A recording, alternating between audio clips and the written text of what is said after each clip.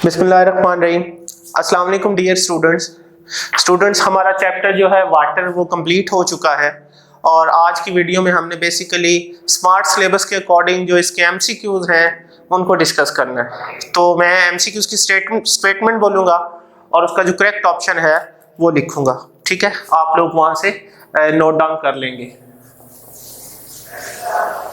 तो हमारा एमसीक्यूज जो है स्मार्ट सिलेबस के लिहाज से तीसरा बनता है जो हमने करना है। तो इसका स्टेटमेंट है कि water dissolves in non ionic compound, कि जो वाटर है वो नॉन आयनिक कंपाउंड को कैसे डिसॉल्व, आयनिक कंपाउंड में तो पॉजिटिव और नेगेटिव चार्जेस होते हैं, तो नॉन आयनिक कंपाउंड को वो कैसे डिसॉल्व कर सकता है, ये सवाल है हमारा।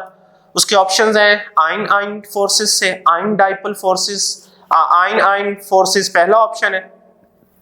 दूसरा है आयन डाइपोल फोर्सेस, इसमें भी आयन का जिक्र आ गया, डाइपोल का ये चूंकि हम नॉन आयनिक की बात करें तो ये भी नहीं है। तीसरा डाइपोल फोर्सेस, इसमें भी चार्जेस आ जाते हैं जो कि आयंस में होते हैं। डाइपोल का मतलब ही क्या होता है कि दो पोल्स पॉजिटिव और नेगेटिव। तो ये पहला, दूसरा, तीसरा ऑप्शन बिल्कुल नहीं है। चौथा ऑप्शन है हाइड्रोजन बॉन्डिंग, तो ये हमारा बिल्कुल ठीक है। अगर आप टॉपिक में देखें तो चीनी और ग्लूकोज वगैरह या अल्कोहल वगैरह पानी में इस हाइड्रोजन बॉन्डिंग की वजह से डिसॉल्व होते हैं। तो इसका जो डी ऑप्शन है वो करेक्ट है और वो हमारा करेक्ट ऑप्शन में लिख रहा हूं वो क्या है, हाइड्रोजन बॉन्डिंग है। अंडरस्टैंड। उसके बाद जो नेक्स्ट हमारा एमसीक्यू है वो एमसीक्यू नंबर 8 है और 8 एमसीक्यूज क्या कहते हैं कि rapid growth of algae in water bodies is because of detergents having, यानी डिटर्जेंट्स की वजह से एल्गी की ग्रोथ होती है। और डिटर्जेंट्स के अंदर क्या होता है, उसके ऑप्शन सुनिए। कार्बोनेट साल्ट्स, ये डिटर्जेंट्स के अंदर नहीं होते। सल्फोनिक एसिड साल्ट्स, ये भी नहीं होते। सल्फेट साल्ट्स, ये भी नहीं होते। और आखिर में फॉस्फेट साल्ट्स, तो ये होते हैं। जब आप टॉपिक पढ़ेंगे अपने डोमेस्टिक एफ्लुएंट्स को तो उसके अंदर ये फॉस्फेट साल्ट सही ऑप्शन आपको नजर आएगा। तो this one is the correct option. Okay, फिर हमारे पास 9th एमसीक्यूज है सिलेबस का हिस्सा। Depletion of oxygen from water is not because of, अब कौन सी ऐसी चीज नहीं है जिसकी वजह से ऑक्सीजन डिप्लीट हो रही है। डिकेइंग ऑफ एक्वेटिक प्लांट, उसकी वजह से होती है बिल्कुल। बायोडिग्रेडेशन ऑफ एक्वेटिक प्लांट, ये भी हो, इसकी वजह से भी होती है। बायोडिग्रेडेशन का मतलब कि माइक्रो ऑर्गेनिज्म पौधों को खराब करते हैं, खत्म करते हैं, डिकम्पोज करते हैं। Rapid growth of aquatic plant and decomposition of aquatic plant. अब आप जरा गौर से देखें, पहला डिकेइंग है, इसका मतलब भी खत्म होना, उसमें भी ऑक्सीजन यूज होगी।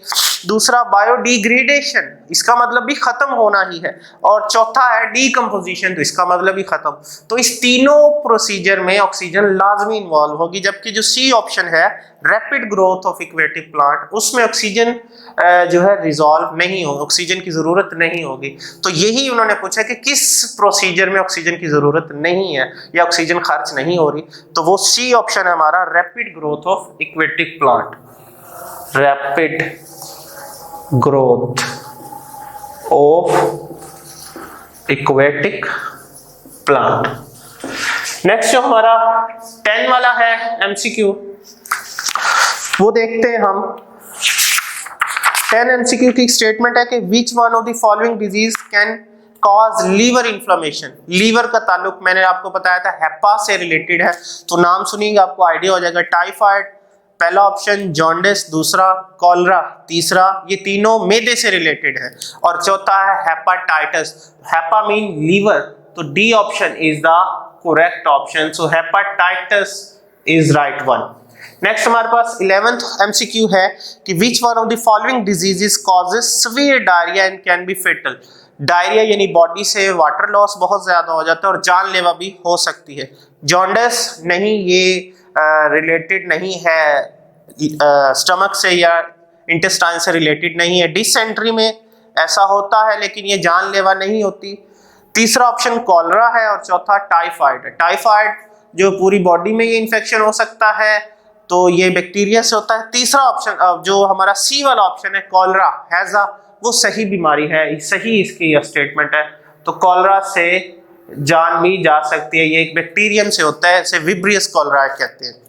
और चौथा हमारा जो एमसीक्यू है, सॉरी 12वां एमसीक्यू, वो उसके बारे में मैं आपको स्टेटमेंट देख रहा हूँ कि which one of the following gases is used to destroy harmful bacteria in water. ये हमारा लास्ट जो वीडियो में यही टॉपिक था, हमने पढ़ा था, आप देख सकते हैं हमारे चैनल पर कि किस तरह से पानी के अंदर मौजूद माइक्रो ऑर्गेनिज्म को किल किया जा सकता है। वो क्लोरीनेशन का प्रोसीजर था।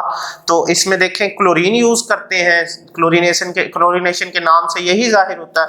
तो इसमें ऑप्शन भी है हमारे पास, आयोडीन है, क्लोरीन है, फ्लोरीन है और ब्रोमीन है। तो बी ऑप्शन पे है हमारे पास क्लोरीन।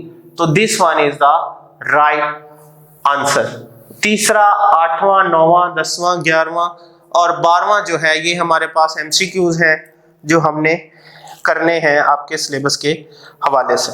ठीक है, नेक्स्ट जो है शॉर्ट क्वेश्चन है। शॉर्ट क्वेश्चन हमारे पास दूसरा है, चौथा है हमारा, दूसरा, तीसरा और चौथा है हमारे पास शॉर्ट क्वेश्चन, और 11वां और 14वां है हमारे पास शॉर्ट क्वेश्चन।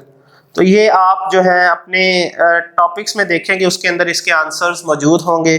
तो यही हमने आज के जो अपनी इस वीडियो में डिस्कस करने थे, बेसिकली MCQs। इंशाल्लाह नेक्स्ट वीडियो में हम अपने नेक्स्ट चैप्टर को स्टार्ट करेंगे। अपना ख्याल रखिएगा। अल्लाह हाफिज।